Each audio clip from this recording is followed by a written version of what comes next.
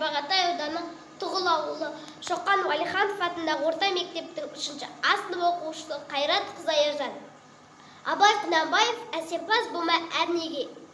Әсемпаз болма әрнеге, өнерпаз болсаң бар қалаң.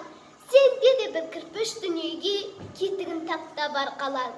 Қайрат пен ақыл жол табар, қашқанға да қуғанға. Әділет шапқат кімде бар, сол жарасар туғанға.